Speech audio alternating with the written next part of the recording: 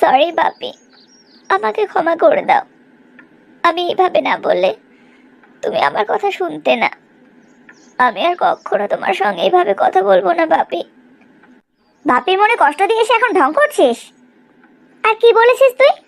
তোর বাপি তোর জন্য ভুলভাল সিদ্ধান্ত নিচ্ছে। ঘরে বসে বসে গুমড়োচ্ছিলিস, খাওয়া দাওয়া বন্ধ করে দিয়েছিস, সেই সব দেখে তোর বাপি ওই ছেলেটার কাছে গেল। আর এখন যখন তোর বাপি সবকিছু ঠিকঠাক করে দিয়েছে, তখন তুই বলছিস ওই ছেলেটাকে তুই ভালোবাসিস না। দু একদিনের মধ্যেই ছেলেটা আমাদের বাড়িতে আসবে, তখন ওকে কি বলবো আমরা? তোমাদেরকে কিছু বলতে হবে না, ওকে যা বলার আমি বলবো। খুব বড় হয়ে গেছিস তাই না? সবকিছু নিজে করে নিবি। আসলে তোকে বেশি ছাড় দেওয়া হয়ে গেছে, তাই তোর মাটিতে পা পড়ছে না। আমি কৃষ্ণকে বিয়ে করতে পারবো না মা। কৃষ্ণকে টিয়া ভালোবাসে। কি?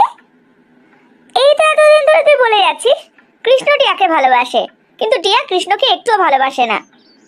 এখন আবার টিয়াও কৃষ্ণকে ভালোবাসতে শুরু করলো?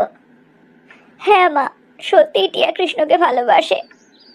আর আমি আমার বন্ধুর মনে কষ্ট দিয়ে নিজে সুখী হতে পারবো না। দেখ, আমার মনে হচ্ছে টিয়া ইচ্ছে করে এগুলো করছে। কৃষ্ণকে টিয়া ভালোবাসে না, তোর সঙ্গে কৃষ্ণর বিয়ে হতে দেবে না বলে এটা করছে। ও কেন এরকম করবে মা? আমি ওর বেস্ট ফ্রেন্ড, আমরা দুজন দুজনকে খুব ভালোবাসি। বন্ধুর খুশির জন্য তুই বাপির সঙ্গে খারাপ ব্যবহার করবি? গিয়ে দেখ বাপি কত কষ্ট পেয়েছে। আমি জানি বাপি কষ্ট পেয়েছে। বাপির সঙ্গে এরকম করে কথা বলে আমারও খুব খারাপ লেগেছে মা। পায়েল, কৃষ্ণ আর কৃষ্ণর মা এসেছে। কৃষ্ণ ওর মাকেও সঙ্গে করে নিয়ে এসেছে। এবার আমি যেটা বলছি সেটা খুব ভালো করে মাথায় ঢুকিয়ে নে। তোর বাপি কৃষ্ণকে ডেকেছিল বলে ও এই বাড়িতে এসেছে, নিজের ইচ্ছেতে ও এই বাড়িতে আসেনি। তবুও তুই ওকে অপমান করবি ভেবে তোর বাপি সকালবেলায় বাড়ি থেকে বেরিয়ে গেছে। ওরা এখন আমার বাড়িতে এসেছে মানে আমার গেস্ট, আর আমি আমার বাড়ির গেস্টকে অপমান করতে দেব না। আমি ওদেরকে অপমান কেন করব? ও তো অনেক আশা নিয়ে এই বাড়িতে এসেছে, আর তুই তো সেই আশাতেই জল ঢালতে যাচ্ছিস। তার মানেই অপমান করা। তোকে যে আমরা এত বড় বড় স্কুল কলেজে পড়িয়ে মানুষ করলাম, তার কি লাভ হলো বলতো? সেই তো তুই বোকায় থেকে গেলি। টিয়া ইচ্ছে করে এগুলো করছে, সেটাও তোর বোঝার ক্ষমতা নেই। যখন তোর বিয়ে আমরা শেখরের সঙ্গে ঠিক করলাম, ও শেখরকে ভালোবেসে ফেললো। এখন আবার কৃষ্ণর সঙ্গে বিয়ের কথা হচ্ছে, ও কৃষ্ণকে ভালোবেসে ফেললো। তোর একটুও মনে হচ্ছে না এগুলো ও ইচ্ছে করে করছে? কিন্তু টিয়া এরকম কেন করবে মা? ও কেন এরকম করছে সেটা আমিও জানি না। তুই ওকে এত বিশ্বাস করিস তো? তোর বাপি যেদিন কৃষ্ণর সঙ্গে দেখা করতে গিয়েছিল, জানিস কৃষ্ণ তোর বাপিকে কি বলেছে?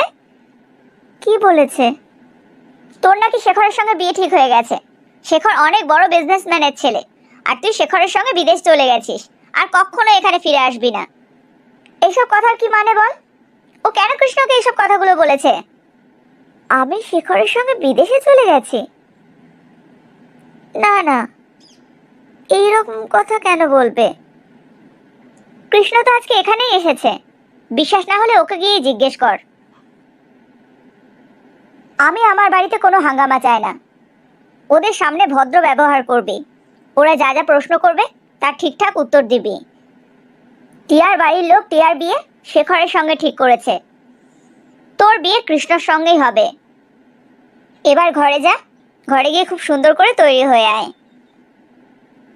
আমি তো কিছুই বুঝতে পারছি না, কতক্ষণ হলো আমরা এখানে এসেছি, সেই যে আমাদেরকে এখানে বসিয়ে রেখে গেছে, এখনো পর্যন্ত কারোর পাত্তা নেই। আমিও তো সেটাই বুঝতে পারছি না মা, কেন আমাদেরকে এইভাবে বসিয়ে রেখেছে। কিন্তু আমাদের তো আর কোনো উপায়ও নেই। আমাকে ক্ষমা করবেন, অনেকটা দেরি হয়ে গেল তাই না? আসলে পায়েলের বাপি অনেক সকালবেলায় বাড়ি থেকে বেরিয়ে গেছে, সব কিছু আমাকে একাই করতে হচ্ছে। আর মেয়েটাও এত অগুছালো হয়ে থাকে বাড়িতে, ওকে একটু তৈরি করতে সময় লেগে গেল। এত ব্যস্ত হবেন না, আমাদের জন্য স্পেশাল কিচ্ছু করার দরকার নেই। আর আপনার মেয়ে যেমন হয়ে আছে ওকে তেমন ভাবেই নিয়ে আসুন। না না, সেরকম হয় নাকি? আপনারা প্রথমবার আমাদের বাড়িতে এসেছেন, আপনাদের তো একটু আদর আপ্যায়ন করতেই হবে।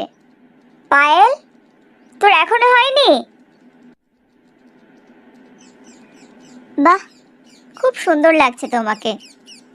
এখানে এসে বসো দেখি।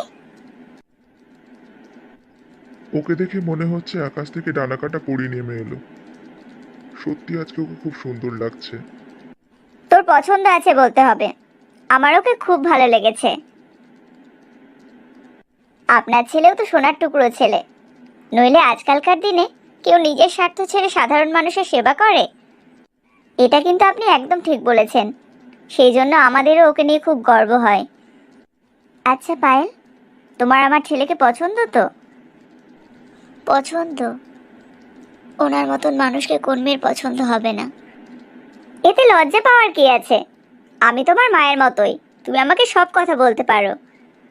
ও তো আমার সঙ্গেও সেইভাবে কথা বলে না, ও আসলে খুব শান্ত স্বভাবের। সে তো আরো ভালো কথা, মেয়েরা একটু শান্ত স্বভাবের হলেই ভালো লাগে। আমার ছেলেও কিন্তু খুব একটা বেশি কথা বলে না, ওদের দুজনকে খুব সুন্দর মানাবে।